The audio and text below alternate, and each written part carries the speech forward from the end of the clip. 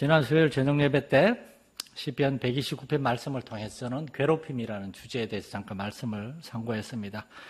정확히는 괴롭힘을 받는 겁니다. 하나님을 믿는 자녀요 그리스도인으로서, 그리스도의 제자로서 성도들은 세상에서 괴롭힘을 받고 있습니다. 그것은 우리 자신의 죄와 허물과 어떤 연약함 때문에만이 아니라 우리가 하나님을 믿기 때문에, 그리고 이 세상이 아니라 하나님의 나라를 섬기고 있기 때문에 이 세상을 지배하는 공중의 권세 잡은 악한 마귀가 창조주 하나님께 속해 있는 우리를 미워하는 겁니다. 싫어하는 겁니다. 성도들이 세상 사람들의 가치관, 사고방식, 삶의 방식을 따르지 않기 때문에 우리에게는 본질적인 어려움들이 있습니다. 그 배후에는 반드시 사탄 마귀가 있습니다. 사탄 마귀의 목적은 우리로 하여금 낙심하고 실망하고 포기하게 만들어서 우리가 딱 한 문장을 말하게 만드는 겁니다. 하나님, 당신께 실망했습니다. 또는 하나님, 너무하십니다. 우리가 그런 말 할 때가 종종 있지 않습니까? 저는 대놓고 이런 말을 한 적은 없지만은 하나님, 너무하십니다. 이런 말을 선교제에서도 자주 했고 여기서 목회할 때도 자주 했던 것 같아요. 그런데 놀라운 사실은 하나님께서는 우리의 이런 연약함을 다 알고 계시고, 우리가 자주 낙심하고 낙담하고 입으로 불평과 원망을 쏟아내는 것도 다 아시고, 이런 우리의 연약함을 다 알고 계시고 우리를 언제나 용서할 준비를 하고 있다는 겁니다. 수고하고 무거운 짐진 자들아, 너무 힘들고 그래서 불순종하고 불경건하게 살 수도 있어요. 그런데도 하나님 우리한테 실망하거나 포기하지 않는다는 말입니다. 사람들은 실망하고 포기할 수 있지만 하나님은 안 그런다는 겁니다. 나아가서 하나님은 먼저 우리를 용서하실 뿐만 아니라 나아가서 하나님 우리를 회복시켜 주세요. 하나님 일하시면 언제나 두 개입니다. 용서해 주시고 예수 그리스도 안에서 그 다음에 실제로 우리를 회복시켜 주십니다. 말로만 용서한다, 사랑한다 의미가 없습니다. 하나님은 우리를 실제로 용서해 주실 뿐만 아니라 우리의 마음을 회복시켜 주시고 변화시켜 주시고 우리를 새롭게 해 주십니다. 에베소서 6장 10절 이하에서 사도 바울은 이러한 하나님의 놀라운 도우심을 경험했기 때문에 그가 로마의 감옥에 있으면서도, 이 에베소서는 감옥에서 쓴 거잖아요. 이렇게 얘기합니다. 끝으로 너희가 주 안에서와 그 힘의 능력으로 강건하여 지고라고 말합니다. 강건하여 지고. 우리가 하나님을 의지할 때 우리는 강건하게 질 수 있다는 겁니다. 바울 사도가 그걸 경험했어요. 마귀의 관계를 능히 대적하기 위하여 하나님의 전신갑주를 입어라. 우리의 싸움은 혈과 육에 상대하는 것이 아니요 통치자와 권세들과 이 어둠의 세상 주관자들과 하늘에 있는 악의 영들을 상대함이라. 바울이 감옥에 갇혔어요. 하나님이 바울의 계획이 있는데 저기 스페인까지 가가지고 서바나 스페인까지 가서 유럽 땅 전체에 복음을 전하고자 하는 소망이 있는데 하나님이 아니다. 예루살렘으로 가라. 순종해서 왔는데 예루살렘에서 성전에서 널친하게 두드리 맞고 감옥에 갇혔습니다. 2년 동안 갇혀 있었습니다. 2년 동안. 군대 안 가려고, 2년 군대 안 가려고 그렇게 애를 쓴다는데 감옥에 2년 동안 갇혀 있었습니다. 매일같이 바울은 무슨 기도했을까요? 하나님 도대체 왜? 그 다음에 풀려났어요? 풀려날 줄 알았어요? 로마에 가는데, 죄수의 몸으로 로마에 가는데 풍랑에 물에 빠져 죽을 뻔하고, 바울이 무슨 천사입니까? 바울도 무서웠을 거예요. 배가 막 뒤집힐 지경에 바울은 쇠사슬에 묶여 있어요. 그대로 배가 물에 가라앉으면 바울도 같이 가라앉아 죽을 것입니다. 그 와중에 바울은 일어서서 하나님께 기도했고, 사람들에게 하나님의 말씀을 전했고 로마에까지 갔습니다. 로마에까지 가가지고 또 2년 동안 감옥에 갇혀 있었습니다. 토탈 4년 동안 갇혀. 바울이 예루살렘에서 로마로까지 여행하는데 8개월이 걸렸거든요. 그러니까 토탈 4년 8개월 동안 5년 동안 죄수의 몸으로 갇혀 있었어요. 바울의 일평생에 바울이 다메섹에서 예수님을 만난 다음에 로마에서 순교할 때까지가 25년 정도입니다. 그 중에 5년 동안을 갇혀 있었습니다. 정확히는 그 위에 플러스 2년이 또 있습니다. 7년 동안 감옥 생활하다가 바울은 순교했습니다. 얼마나 낙심되고 낙담되고 그럴까요? 목사님, 제가 교회가 막 부흥하지 않고 예배의 자리에, 기도의 자리에 사람들이 안 오는 그것만 봐도 얼마나 마음이 콩알만해지고 약해지고 두려워해지고 하나님께 막 울면서 그러는데, 바울 사도는 저보다 더 힘들고 낙심되고 절망적인 상황에서 이렇게 기도합니다. 우린 강건해져야 됩니다. 우리의 싸움은 영적인 싸움입니다. 우리의 마음을 지켜야 됩니다. 낙심하고 포기하지 말고 다른 사람 핑계대고 원망하지 말고 바울이 기도하고 있으니까. 여러분, 우리가 먼저 기도할 수 있고 우리가 먼저 하나님께 엎드릴 수 있기를 간절히 축원합니다. 이 바울의 이야기는 우리의 영적인 싸움의 방식은 첫째, 하나님을 신뢰함으로 그 말씀에 귀를 기울이는 거고, 둘째, 하나님을 믿음으로 참는 거고, 오래 참아야 됩니다. 오래 참아야 돼요. 세 번째, 우리를 힘들게 하고 괴롭히는 사람들이나 그러한 상황들, 일들에 초점을 맞추지 말고 하나님의 일에 초점을 맞추라는 겁니다. 9가지, 10가지 만족스럽지 못하고 답답하고 속상한 일이 우리를 우겨 싼다 하더라도 한 가지, 하나님 우리에게 주신 은혜, 2가지, 하나님 우리에게 주신 축복들, 감사한 일들을 생각하면서 하나님은 일하시고 있구나, 그걸 봐야 된다는 겁니다. 눈물을 흘리며 씨를 뿌리는 자는 반드시 기쁨으로 거두리라는 말씀에 우리가 순종할 수 있어야 되겠습니다. 오늘 본문에서는 이제 초점이 다른 사람이 아니라 우리 자신입니다. 우리가 하나님을 믿기 때문에 우리에게 찾아오는 그러한 시련과 괴롭힘들, 어려움들이 아니라 우리 안에 있는 본질적인 문제들이에요. 1절, 2절에서 시인은 이렇게 노래합니다. 이렇게 엎드려 울부짖고 있습니다. 여호와여, 내가 깊은 곳에서 주께 부르짖었나이다. 주여, 내 소리를 들으시며 나의 부르짖는 소리에 귀를 기울이소서. 이 2구절에 반복해서 나오는 부르짖다, 부르짖다, 영어 성경은 한마디 단순한 한 단어입니다. cry. 운다는 거예요. 시인은 하나님 앞에서 울고 있어요. 아마 우리는 그렇게 생각할 겁니다. 129편처럼 이 사람도 뭔가 하나님 믿고 섬기는 일에 있어서 시련을 겪고 있고 사람들로부터 어려움을 당하고 있고 그런가 보다, 그렇게 생각할 수도 있습니다. 그런데 3절, 4절을 보면은 이 시인이 하나님 앞에 울고 울부짖고 있는 것은 하나님의 백성으로서 믿음을 지키며 살다가 어려움을 겪어서 우는 게 아니라는 것을 알게 됩니다. 세상에서의 시련과 환난으로 해서 우는 게 아니에요. 3절, 4절에 보면 여호와여, 주께서 죄악을 지켜보실진데 주여 누가 서리이까? 그러나 사유하심이 주께 있으면 주를 경외하게 하심이니이다. 130절에서 시인이 하나님 앞에 울면서 괴로워하는 것은 자기 죄 때문이에요. 모든 문제의 원인이 다 밖에 있는 줄 알았어요. 나는 잘못한 게 없는 줄 알았어요.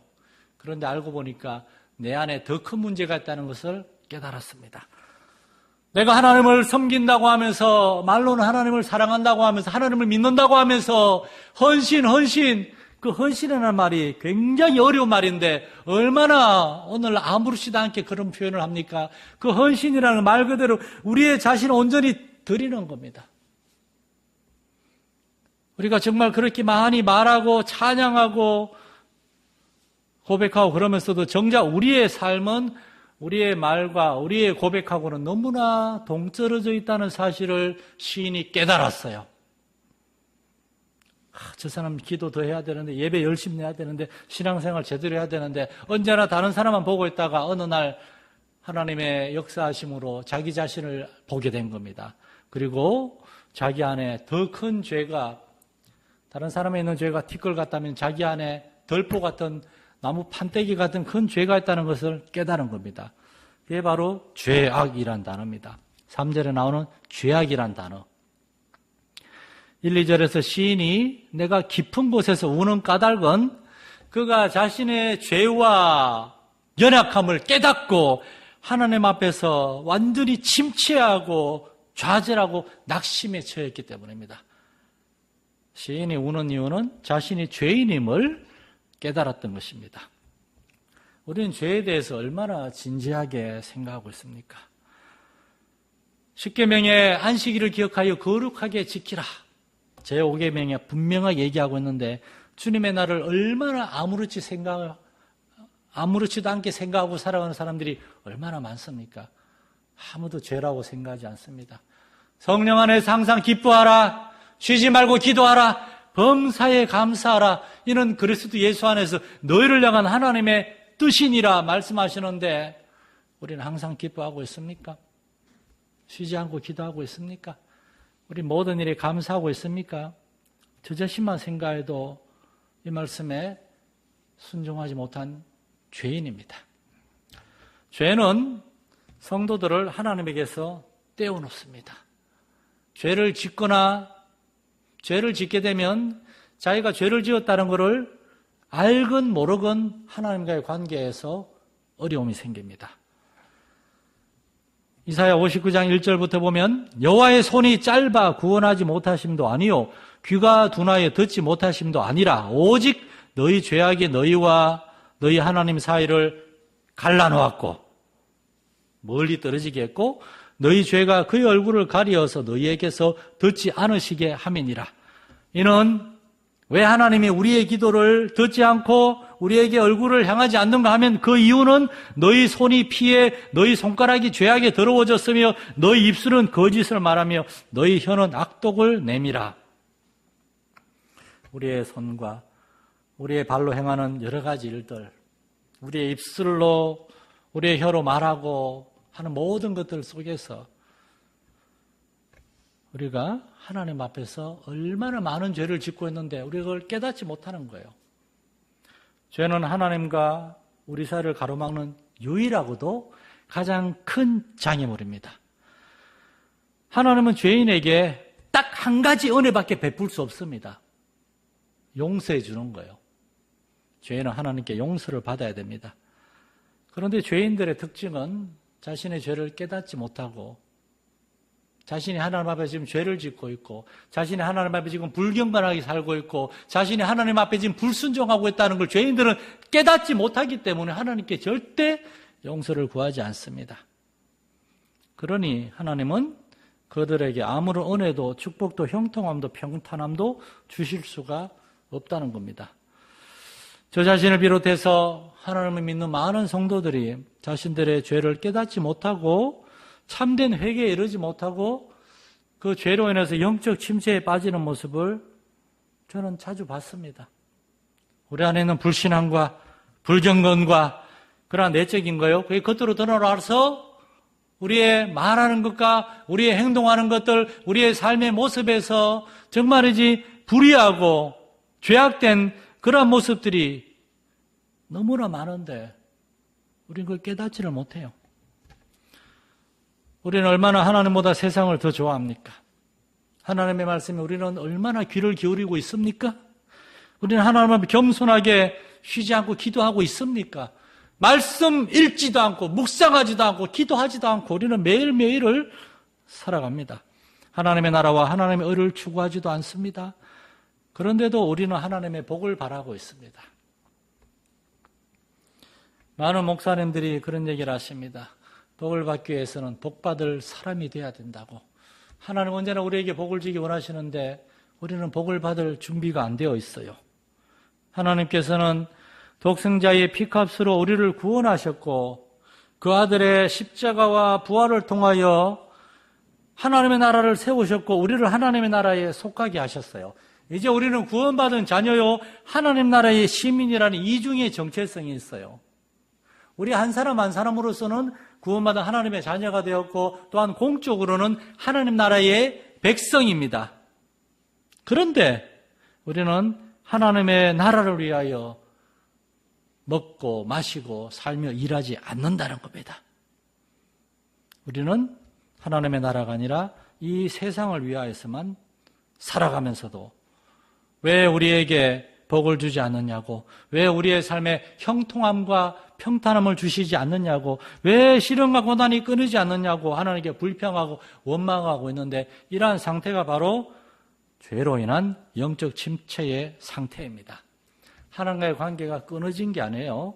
이사야 59장 2절 말씀처럼 하나님과 우리 사이가 멀어졌어요. 그러나 끊어진 건 아니에요. 이번 명절에 여러분들은 많은 가족들, 친지들을 만났을 거예요. 그들과는 혈연으로 가족이에요. 그런데 어떤 가족은 말이 가족이지 정말 불편해요.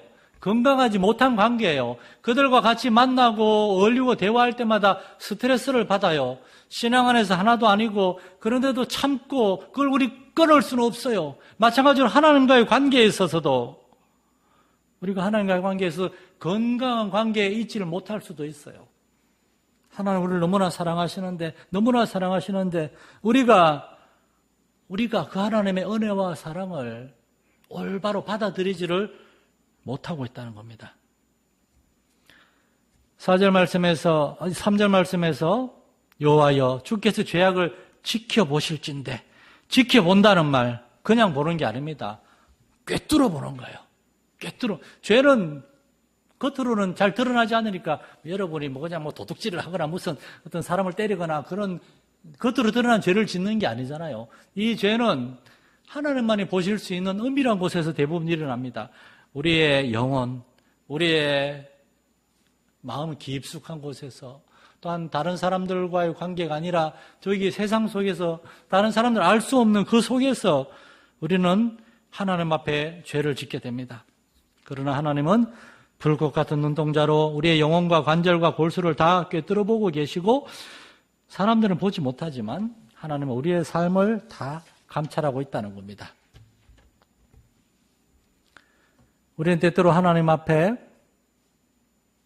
우리 자신을 정직하게 돌아보면서 죄란 무엇인가? 이 시인은 언제 그걸 깨달았는가 하면 성전에 올라가다가 그냥 평소처럼 습관적으로 주일이 되었으니까 교회 가야지, 교회 가서 1시간 앉아있고 밥 먹고 와야지 습관적으로 교회 갔다가 그 교회 올라가다가 어느 날 시인이 문득 깨닫게 된 겁니다. 내가 하나님을 믿고 섬기는 사람인데 내가 나의 신앙생활과 나의 예배생활과 나의 기도생활이 얼마나 습관적이고 타성에 젖어 있고, 그러면서 자기 자신을 돌아보게 된 겁니다. 그러면서 그가 깨닫게 된 겁니다. 그리고 시인은 오늘 이렇게 기도한 겁니다. 이 시인의 기도를 한번 제가 상상하면서 한번 써봤어요. 하나님 아버지, 저는 죄인입니다. 하나님의 놀라운 그 창조와 구원의 은혜에도 불구하고 그 놀라운 삶의 필요를 채워주시고 공급하시는 축복에도 불구하고 하나님을 불신했습니다. 하나님의 영광이 아니라 나의 영광과 유익을 언제나 구했고 하나님의 나라가 아니라 이 세상 나라가 전부인 것처럼 살았습니다. 저는 죄인입니다. 저를 불쌍히 여기시고 저에게 찾아와 주세요. 시인은 이렇게 기도하고 있는 겁니다. 오늘 우리도 하나님 앞 예배 자리에 올라갈 때마다 하나님 앞에 이렇게 돌아볼 수 있기를 바랍니다. 우리의 죄와 허물과 연약함과 어리석음을 볼 수 있는 믿음의 눈을 주소서. 그래서 예수님의 비유에 나오는 그 세리처럼 감히 눈을 들어 하늘을 우러러 보지도 못하고 엎드려서 주여 저는 죄인입니다. 그렇게 기도했던 그 세리처럼 우리도 주여 나의 소리를 들으시며 나의 부르짖는 소리에 귀를 기울이시고 저에게 찾아와 주십시오. 그렇게 하나님 앞에 언제나 깨어있을 수 있는 저와 여러분 될 수 있기를 간절히 소망합니다. 두 번째 단어는 그러나 4절 말씀입니다. 사유하심이 주께 있으면. 그러나라는 단어는 성경에서 가장 힘 있는 단어입니다. 우리가 우리의 죄를 깨닫고 우리의 약함을 깨닫고 내가 목회자로서 이거밖에 안 되는 거구나. 이런데 내가 어떻게 성도들을 가르치고 성도들을 도전하고 이 교회 공동체를 내가 이끌 수 있단 말인가.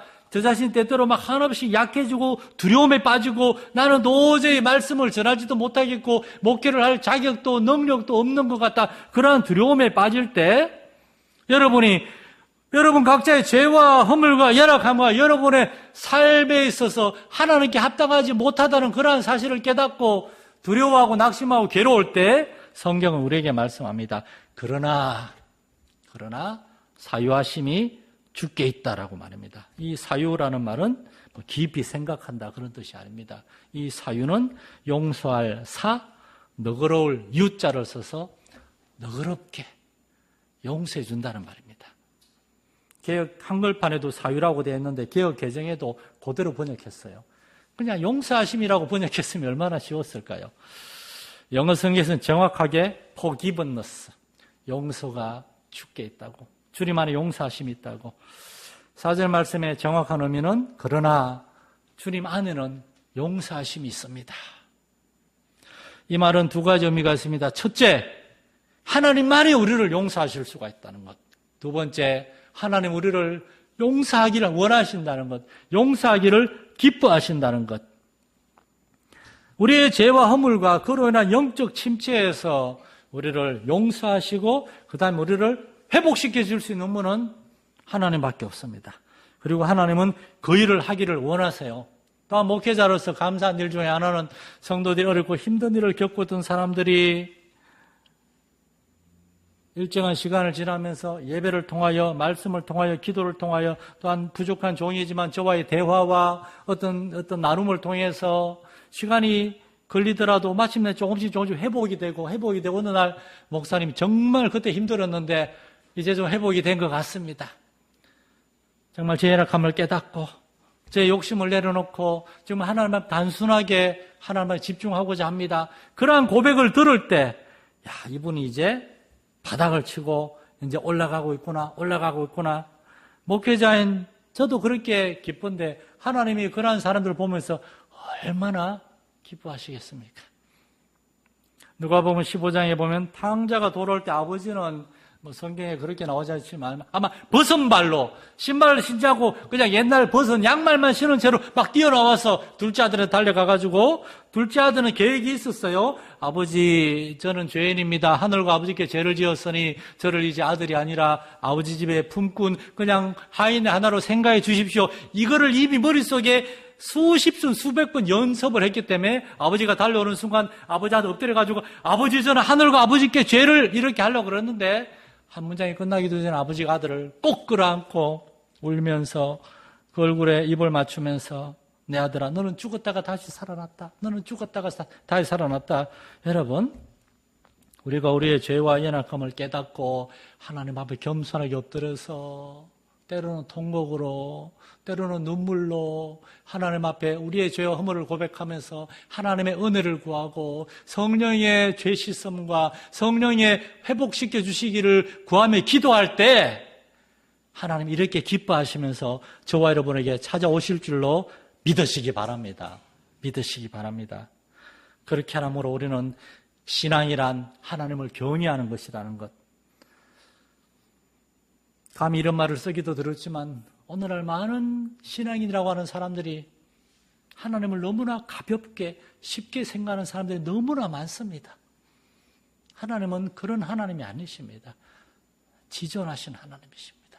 우리의 삶에 가장 큰 영광을 받으셔야 돼요. 감히 하나님이란 이름으로 나쁜 말이나 농담도 해서는 안 되는 그런 거룩하고 존귀하신 하나님 앞에 두렵고 떨리는 마음으로 하나님을 경배하는 것, 경외함, 이것이 바로 기독교 신앙이라는 걸 깨닫게 되는 겁니다. 그때 시인은 5절 6절로 나가는 거예요. 그렇기 때문에 나는 이제 내 영혼은 여호와를 기다리며 나는 주의 말씀을 바라는도다.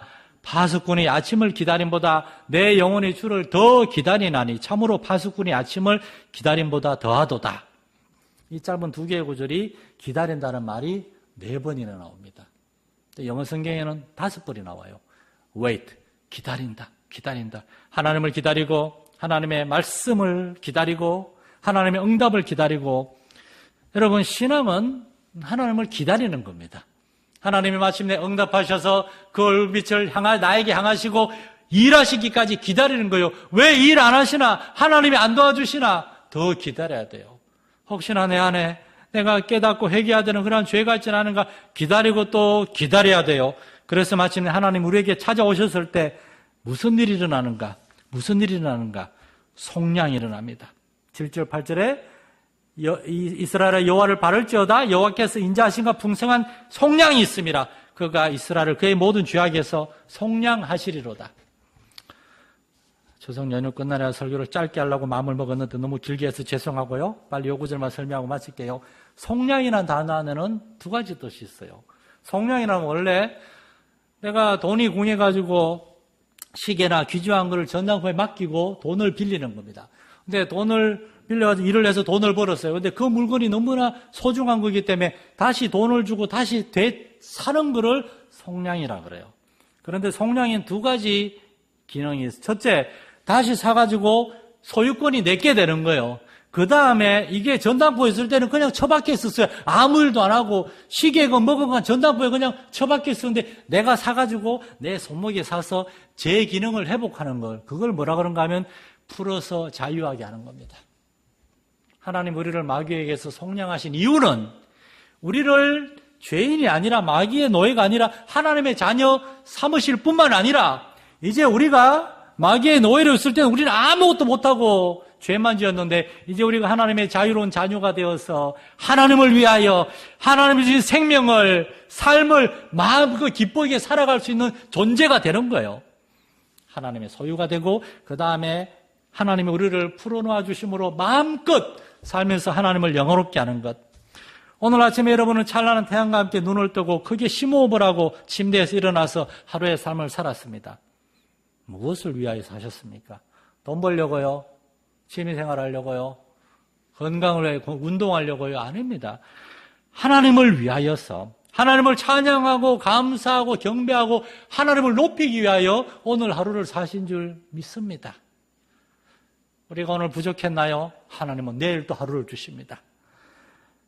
하나님의 은혜로 죄사함, 죄용사함을 깨닫고 성령의 도우심으로 우리의 영혼이 회복된 사람은 아침 일어나는 게 기뻐요.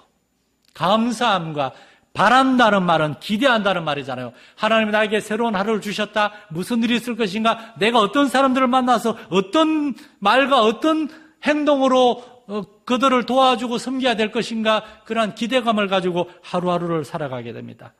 나하고 내 영혼은 여호와를 기다리며 나에는 주의 말씀을 음성 듣기를 바랍니다. 매일매일 그렇게 하나님과의 교제 안에서 영혼의 회복이 있고 하나님으로 우리의 영혼이 충만케 되고 하루하루 매일매일 우리에게 주어진 삶의 시간들이 하나님의 풍성한 은혜와 사랑, 하나님의 함께 하심을 깨닫고 우리에게 주어진 삶을 살아갈 수 있는 저와 여러분이 되고 우리 마성열교 성도들이 될 수 있기를 간절히 축원합니다.